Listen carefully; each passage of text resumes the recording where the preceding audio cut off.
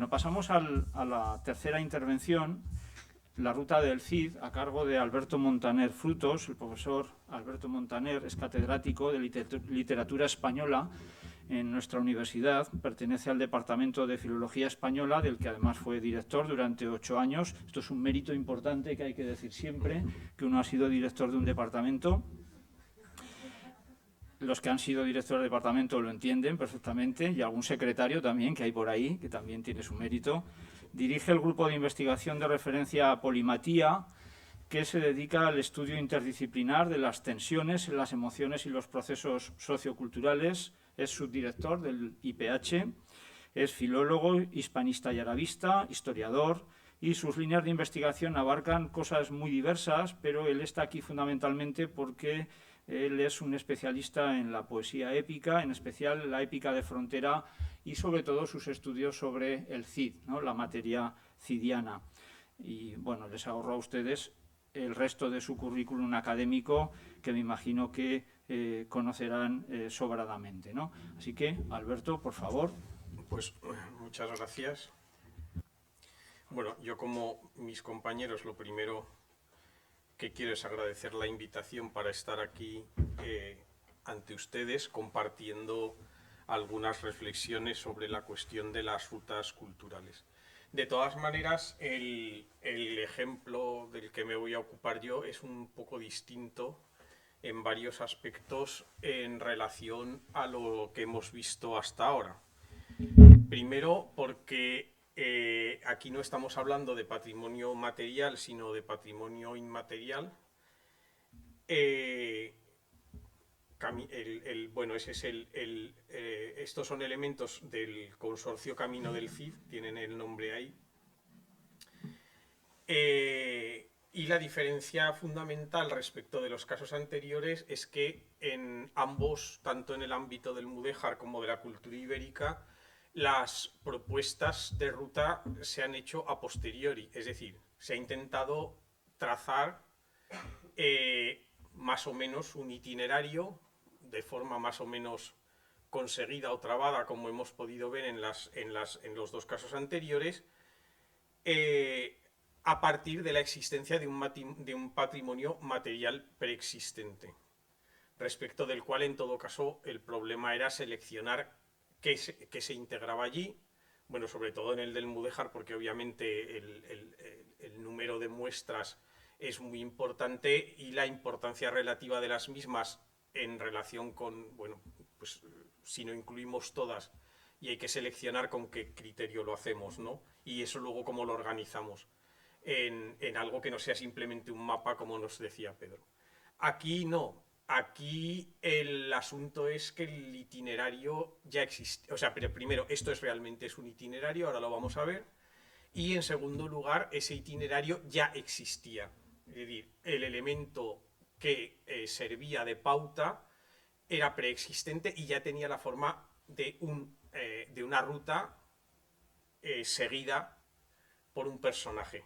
Ahora veremos en qué condiciones.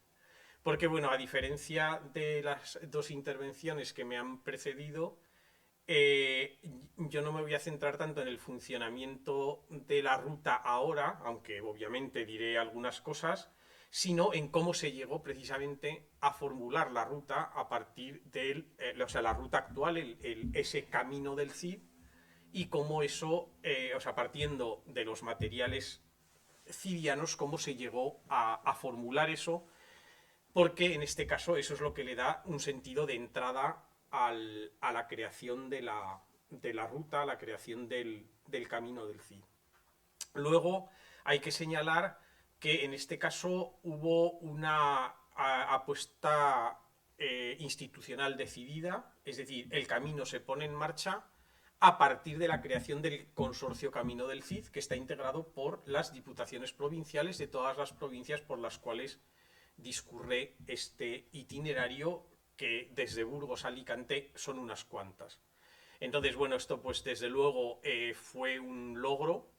Básicamente la iniciativa partió de la Diputación de Burgos, que es donde tiene su sede el material, el consorcio, la mínima oficina del consorcio, porque esto todo lo que hace el consorcio lo mueven 3 personas. El gerente, una encargada de comunicación y que hasta hace muy poco era Patricia Anzotegui, el gerente que es Alberto Luque y bueno, pues de otras cuestiones se ocupa una persona que probablemente estaba predestinada a ocupar ese puesto porque se llama Jimena, que se ocupa, digamos, de la coordinación del resto de las cosas que no son ni propiamente la gerencia ni la relación con los medios de comunicación, que en este caso es muy importante. Entonces, bueno, el camino se plantea en esos términos, un viaje por la Edad Media, pero ¿cómo se llega a eso? Bueno, lo primero que había que hacer era... El Cid es un personaje que tiene una dimensión literaria y una dimensión histórica. Lo primero que se planteó es, bueno, qué itinerario plasmamos como camino del Cid. Ahí tienen los movimientos, bueno, simplificados, obviamente no son las rutas, en este caso no son los itinerarios, son solo la dirección de los desplazamientos de Rodrigo Díaz, el campeador, en la época en la que estuvo al servicio de los Benihud, de los reyes de la taifa de Zaragoza, entre el año 81 y el año 86 del siglo XI. Y bueno, y como ven, bueno, salvo la ida a Barcelona, que es previa a la llegada a Zaragoza y a entrar al servicio entonces de Al-Muqtadir Billah, el constructor de el erector de la aljafería, el resto son idas y vueltas que realiza desde que se asienta en Zaragoza. Entonces, como ven, aquí hay subidas, bajadas, hay itinerarios que se repiten, hay otros que solo se hacen una vez, hay cosas que no sabemos, si sabemos que fue de Tudela a Rueda, cuando la emboscada de Rueda contra los embajadores de Alfonso VI, pero no sabemos si de Tudela había ido directamente desde Zaragoza o si estaba en otro sitio. En fin, eso es un itinerario, como suele pasar en la vida real, pues poco, bueno, con bucles, difícil de reducir a una ruta concreta y, bueno, y un tanto inconexo en cierto modo, porque además nos faltan datos, ¿no? Nos faltan datos intermedios para reconstruir todos los movimientos. Por lo tanto, el problema que planteaba los movimientos del Cid histórico es que eran muy difíciles de reducir a una ruta coherente, bueno, pues como le suele pasar en la vida de cualquier persona, ¿no? No hay una línea directriz clara que guíe todo el movimiento. Lo que en cambio sí ocurre con el Cid épico. El Cid épico, en el Cantar de Mio Cid, hay bueno, hay más movimientos, pero hay dos rutas esenciales. Que además básicamente están articuladas sobre el mismo eje, ¿no? Desde Burgos hasta Valencia en dirección sudeste, con algunas variaciones, y eso en dos vertientes, o en dos versiones. Una con más y vueltas porque corresponde a los momentos de incertidumbre del destierro, y otra más directa, con menos meandros, que es la ruta de vuelta desde Valencia en dirección, en teoría, a Carrión, que se conoce como Ruta de Corpes porque acaba trágicamente interrumpida, al menos para las hijas del Cid, en el Robledo de Corpes, cuya ubicación aproximada es esta. El asunto es que frente a lo que ocurre en otros textos literarios, incluido el Quijote, por mucho que les pese a los que han intentado hacer rutas quijotescas, la trayectoria del Cid desde Vivar hasta Valencia y luego la de los infantes desde Valencia hasta el Robledo de Corpés se puede trazar sobre un mapa y por lo tanto se puede llevar a la práctica en el terreno.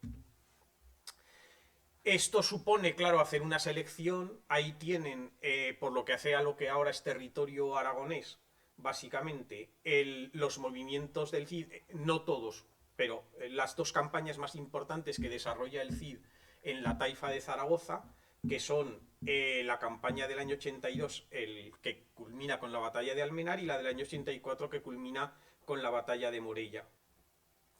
Bueno, esto está adaptado de un mapa del investigador británico ya fallecido, Richard Fletcher, pero que bueno, tiene alguna pequeña inexactitud en esta zona, cosa que hemos averiguado con posterioridad, pero bueno, básicamente pues es correcta.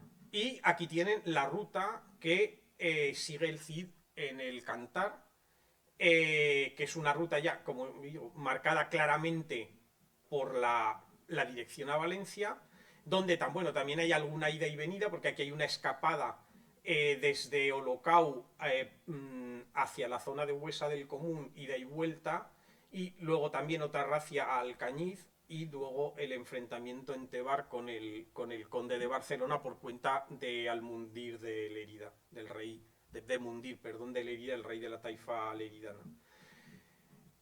Entonces, bueno, salvo que la actuación en Tebar, que es histórica, corresponde a movimientos del Cid histórico, probablemente porque el autor del Cantar se basó aquí en la biografía latina del Cid, pues como ven, los movimientos no se parecen en mucho, pero había que optar por una solución, y la solución es que la ruta del Cantar es factible porque sigue una línea muy clara, y por lo tanto era una solución preferible, en la que además se podían plantear todas las cuestiones de bueno, las connotaciones vinculadas a la épica cidiana. Y eso es justamente de lo que yo me voy a ocupar aquí un poco más. Es decir, bueno, cómo se llega, o sea, qué significa eso, es ese componente en el Cantar, esos itinerarios épicos, y luego cómo eso finalmente se plasma en una ruta.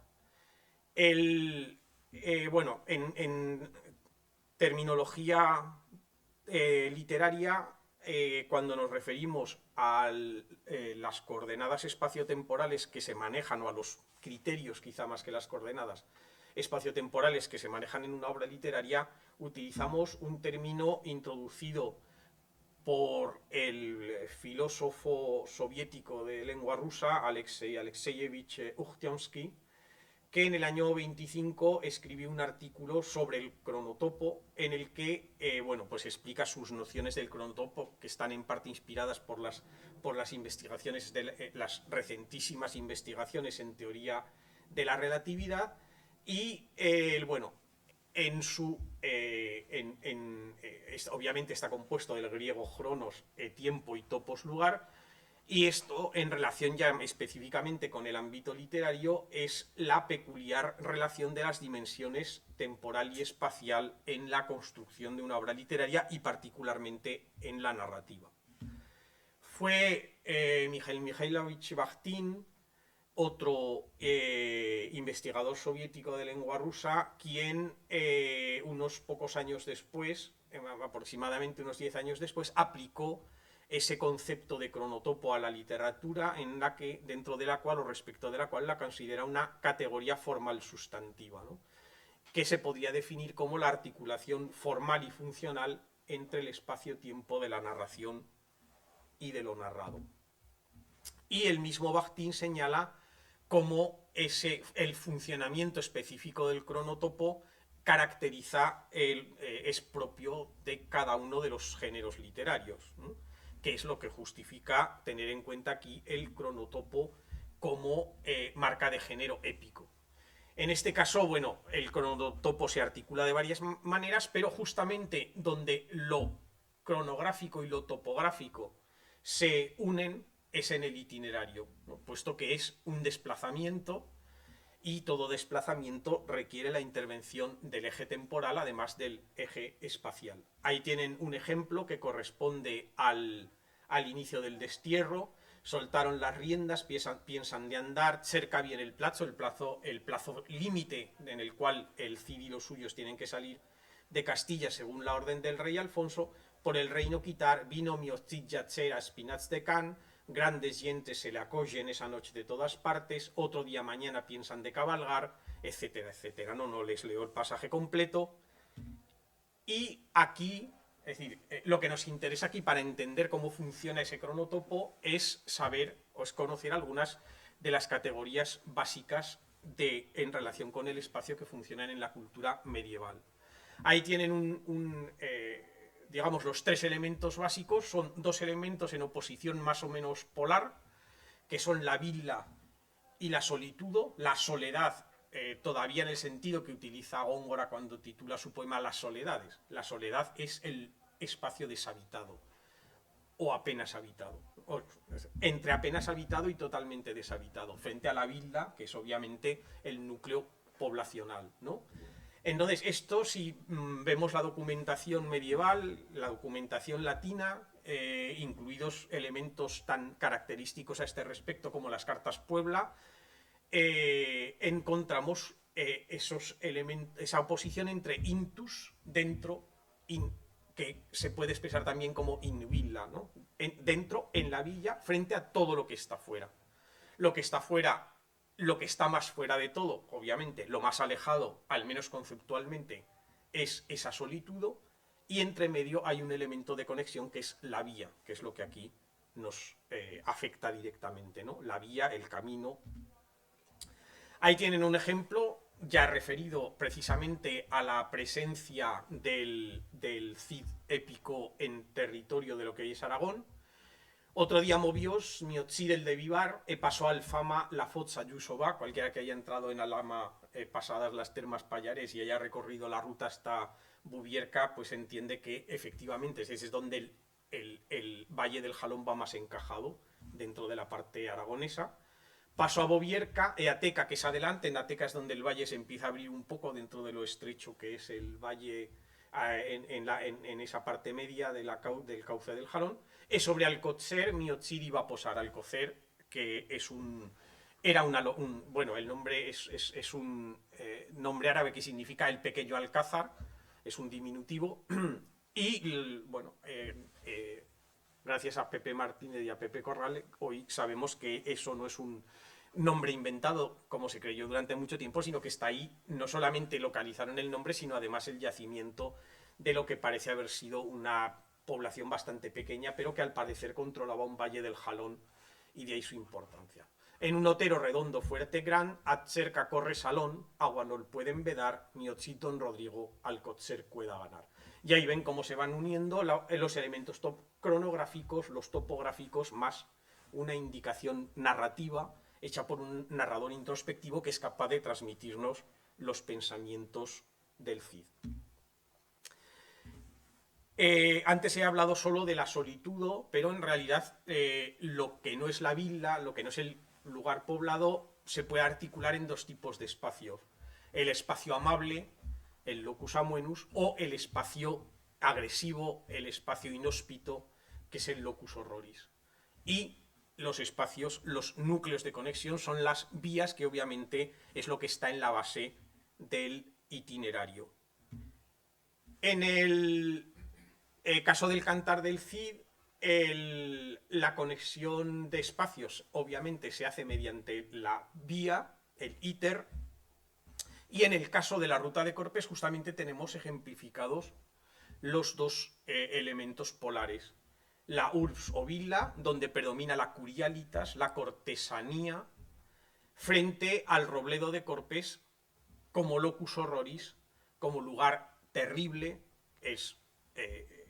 Bueno, en realidad formalmente es un locus amoenus, porque es un claro en un bosque. Esta es una de las presentaciones típicas del locus amoenus, pero lo que sucede allí es propio del bosque cerrado que rodea ese claro, que es un típico locus horroris, y lo que sucede allí es característico de ese tipo de escenario, que es la crudelitas, la crueldad de los infantes de Carrión. Entonces, bueno, esta es la mentalidad espacial o cronotópica que subyace a los recorridos y a los itinerarios en el Cantar de Miocid, donde tenemos por un lado el componente dinámico, que implica ese avance, esa sucesión de topónimos que sugieren el avance imparable del héroe, pero a la vez dotado de referencialidad, es decir, se está hablando de lugares concretos, no de sitios indeterminados.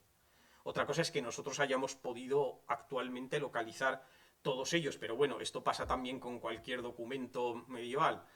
Si ustedes cogen una carta Puebla donde se delimiten el término de una localidad, pues la mayor parte de las veces uno se vuelve loco intentando averiguar aquellos topónimos del siglo XI o XII a qué corresponden actualmente, ¿no?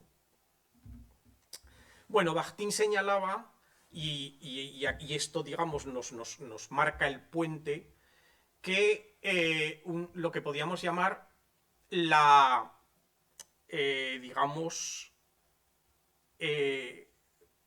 la sutilización o la estilización, quizá mejor, la estilización de los datos cronotópicos. Es decir, el cronotopo como mentalidad en relación con la relación entre el tiempo y el espacio en el mundo externo, en el mundo extraliterario, no siempre se traslada tal cual al mundo literario. Entonces ahí como dice al final, se elaboraban solo ciertas formas del reflejo artístico del cronotopo real. En nuestro caso, eso tiene que ver con, esencialmente con la selección toponímica. Arriba tienen el recorte del mapa de la ruta cidiana entre Valencia y Corpes. Y lo que hay debajo está extraído de uno de los mapas elaborados por el Consorcio Camino del Cid, y ahí están todas las localidades por las que realmente se pasa si uno va desde Valencia a Bronchales. ¿No?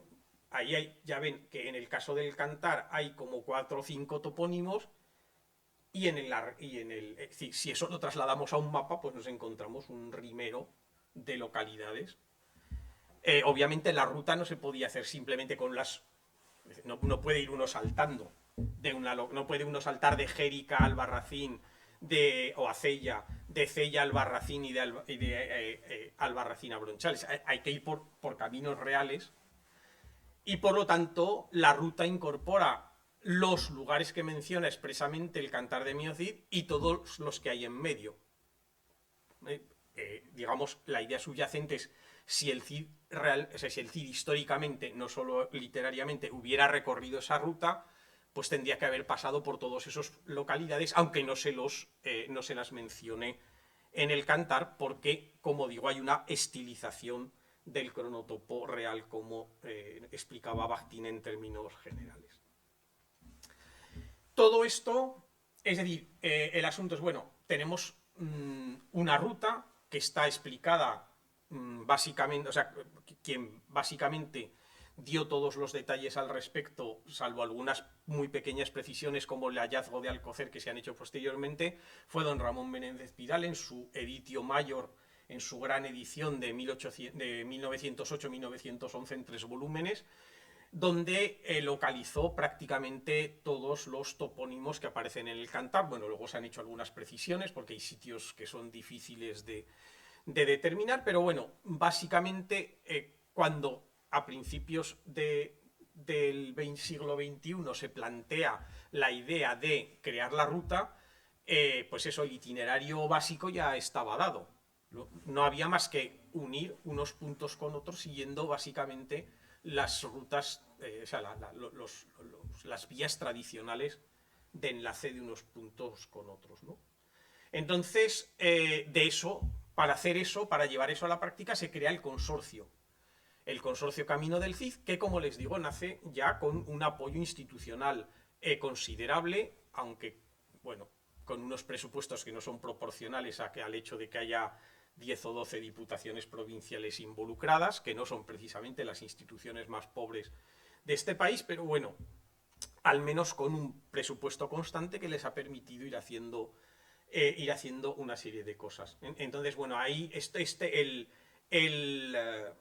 la imagen que tienen a la izquierda es la ruta completa, desde Vivar hasta Denia, me parece, por debajo de Valencia, y lo que tienen a a la derecha es el inicio del texto que aparece en la página de inicio, en la página web, en la página de inicio de la web del consorcio Camino del Cid, ¿no? Donde se explica un poco, bueno, pues de dónde sale esto, ¿no? Ya ven que está ahí destacado Cantar de Mio Cid y la figura histórica del Cid, para explicar que se han añadido a algunas localidades que no aparecen en el Cantar, pero que están vinculadas al Cid histórico, siempre que no implicarán apartarse de la ruta cidiana. Por ejemplo, todo lo que tiene que ver con la frontera entre las actuales provincias de Huesca y Lerida, eso no aparece porque se aleja demasiado, ¿no? Es decir, hay un criterio, el criterio es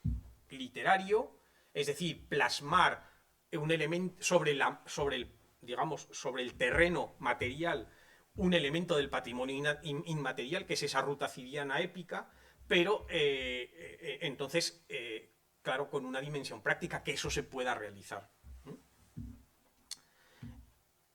¿Y cómo y qué se ha hecho para que eso se pueda realizar?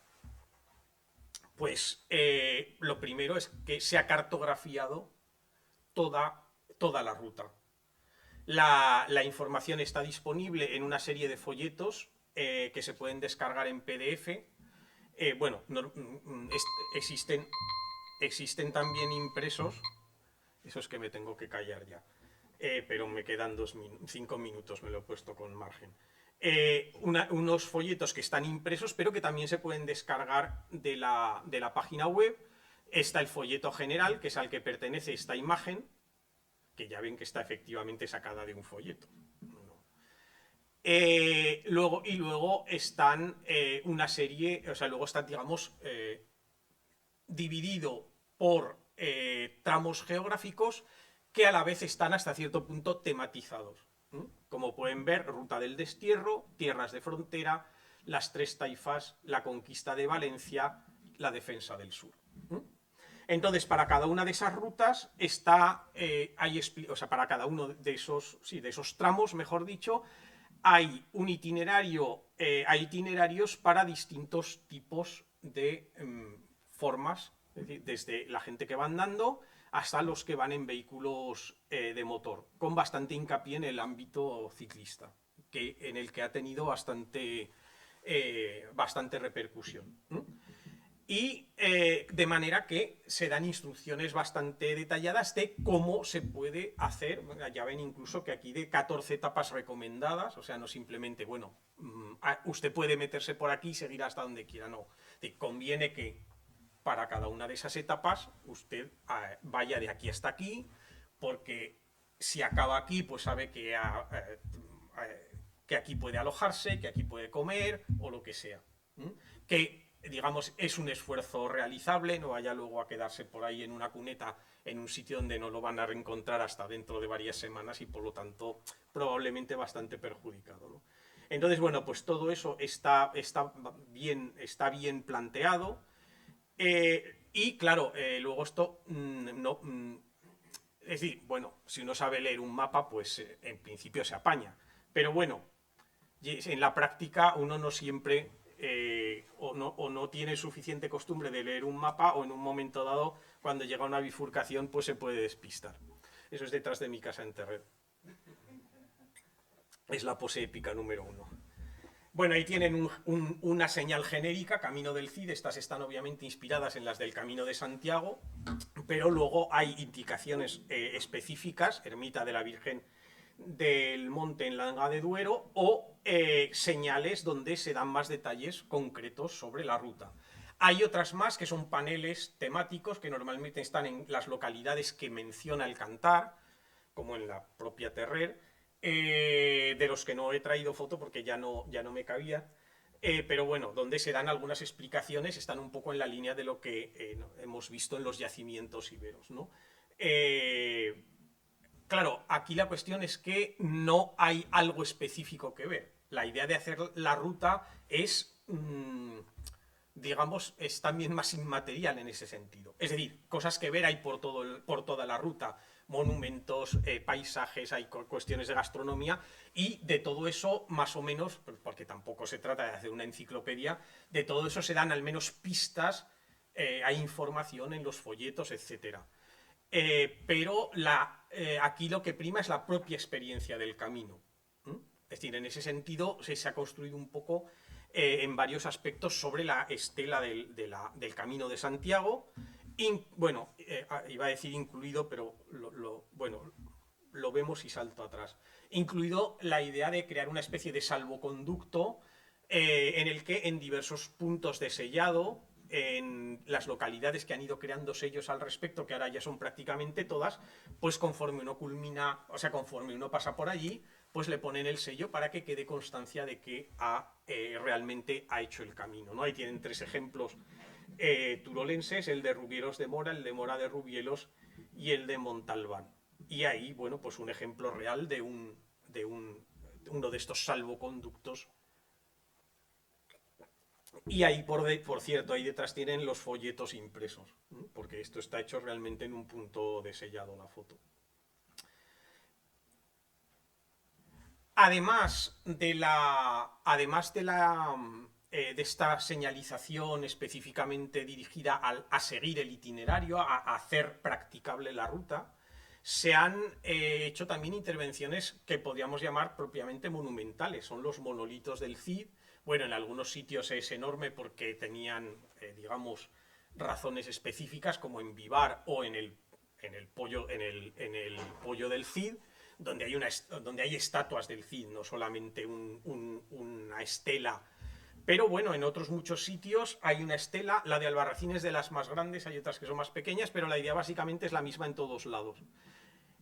Una está tallado en la piedra, un facsímil. Esto es exactamente como aparece en el manuscrito. Y luego en la parte de abajo, que lo ven aquí medio tapado por las flores y aquí se ve un poco mejor, está la transcripción moderna. Para que el que no sea capaz de leer la letra, que la tienen ahí, ¿no? Ya es torno para Valencia el que en buena nació, piénsanse de ir los infantes de Carrión por Santa María de Albarracín, facían la posada. Bueno, pues este es el que está en Albarracín, obviamente, ¿no? Bueno, pues viene la transcripción regularizada y sacada de mi edición del texto para que el que no, el que no lea la letra esa gótica semicursiva de los principios del siglo XIV, que es de cuando data el manuscrito, pues lo pueda leer yo. Y luego, finalmente, en la web están incorporando constantemente elementos. Bueno, ahí tienen, ¿no? Noticias.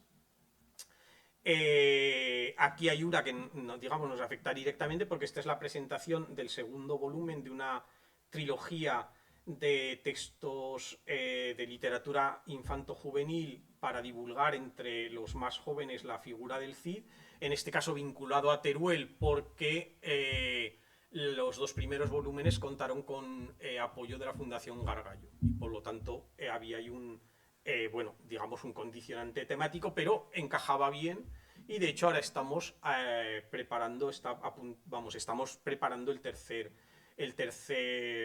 la tercera entrega realizada o que ha surgido de la colaboración entre especialistas en la materia cidiana, especialistas en literatura infantil y juvenil y la ilustradora. Pero bueno, aquí hay, como digo, constantemente, ¿no? En esta sección el Consorcio Informa se están mostrando noticias relacionadas con el camino y lo mismo que hemos visto en el caso de algunas de las actuaciones de la ruta ibérica, pues promocionan, se hacen concursos literarios, fotográficos, etcétera, para, digamos, dinamizar todo lo que tiene que ver con la ruta cidiana. Aquí quizá lo que se echa en falta sería algo en la línea de los centros de interpretación, aunque hay algunas localidades que tienen los suyos,